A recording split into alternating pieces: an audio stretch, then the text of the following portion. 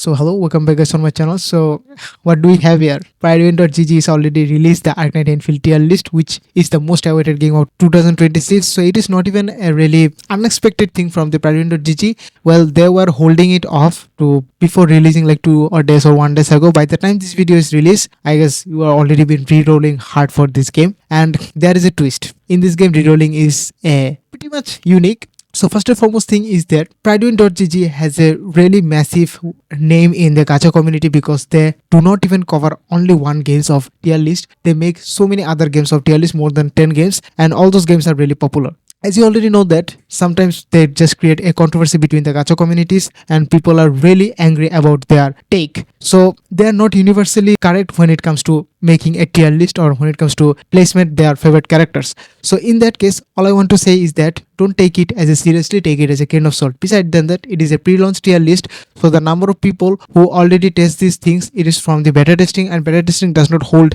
much of a player. It is hold like certain number of players, and those certain number of players are test this kind of character, and it is totally from their thought. When the game is going to be released globally, the rate will be changed and the placement of the character will be shuffled through your throat that you don't even think that which character should be that list or not. In that case, I would like to say wait for a little bit, but in this tier list you can get a small glimpse of it, that which character you should be investing on the first things and which character you should not, because most of the times all the standard character will be the higher one. It is totally basically every gacha game when they release the standard character going to be the top tier, and also the limited character on their first banner is also being going to be the top tier. So it is not even a main budget thing. So in this video I'm going to talk about the what kind of tier list they are provided here. So let's talk about the tier list. About the tier list, our Arknights Endfield general tier list rank all the characters with categories according to their role and contribution in teams, as well as how impactful they are to the game's meta for the history and lower difficulties permanent game modes, and there is no need to be concerned with the rating and tier placement. So as I already mentioned before, it is totally a small number of people are tested this kind of characters, so you don't have to be overwhelmed about this one.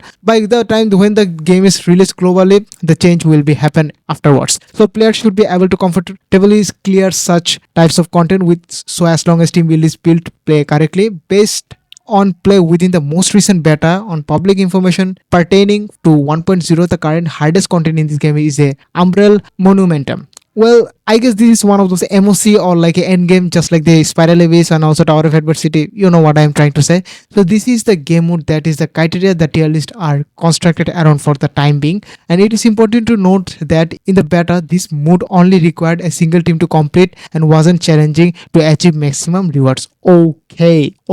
So from the comments they are trying to say here is that we don't have to build a multiple teams to compete the end game, which is are going to be released in 1.0, which is the version that we are going to play when the game is released. So I guess we don't have to be worried. We don't have to be build multiple teams just like the other games where the Udaringas and also Genshin types of game where you have to build like 2 teams to complete the end game content. So it is actually a good one, and we expected harder content to release eventually, be it through more difficulty Umbral Monumentum stages or addition in another game mode. As the game evolves and player priorities shift, we may adjust our criteria and tier list placement. Well, just telling is that most of the content in here is totally minimum because the game is totally new, but afterwards when they are going to release another or more game modes into the game, I guess the tier list will be changed. But one thing is for sure that I already mentioned before, this is only from the beta testing version. So okay, first of all, I don't have any kind of idea what the other characters do, but the one thing is for sure, when the Leviathan is gameplay shown into the live stream of this game pre-release, I guess he is a good character, especially when it comes to doing a multiple damage and also the single target damage. Multiple damage, I mean the AoE damage. So he's actually good. And the another character which is the Ardelia, and he is a support character. If you are one of those HSR guy and also follow the Prydwen.gg tier list, Amplifier means the support character, or from the HSR version they are considered as a harmony character. As you already know that this character is a standard one, and they are going to give this character everyone for free when the game is released with the pre-registration reward on the mailbox. So you don't have to like reroll hard for her. If you just get one dupe, I guess this is a bad luck for you, because in the beginning of this game, in this type of gacha game, you have to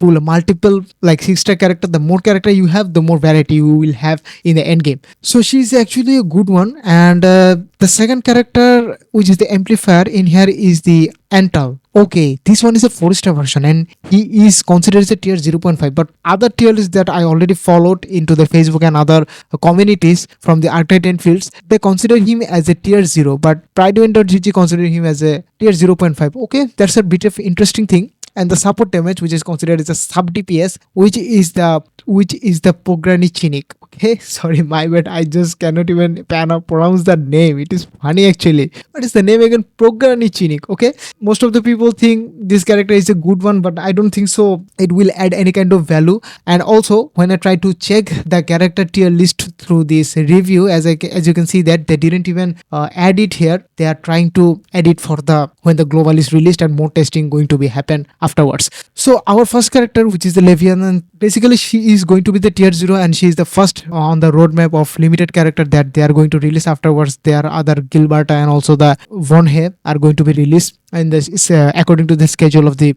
global roadmap. And the second tier 0 point character is the Last Right. Okay, people think he's also tier 0, but tier 0 and 0.5 is not even a huge difference. Basically she is a good one. If you just somehow within your reroll get her, you can even use her. And if you just don't get Leviathan, don't be sad, because she is good, but one thing is for sure, some aspect she might not be the best option, just like the Leviathan does. So other characters in here is also a good one, because but the Ember, she's also a tier 1 character. Why? Let's see the change log, what they change up here. So they are mentioned the Von Hay, but they are not even added her into her, because she is not released from the day one. She is going to be released after the according to the schedule of the global release. So that's a okay thing for them to do. So what they are trying to say for the Von Hay is that based on the 1.01 pre-live stream, Von Hay has received major rework, which we know will alter her team's rotation guide and power level compared to what we teased in the last beta. Because of this, we are holding off ranking on her on release and will add her as soon as we are confident in her power level. Okay, damn man. So they just rework her based on the beta testing feedback. Okay, I guess she is going to be broken one. But by the time developer shows her gameplay,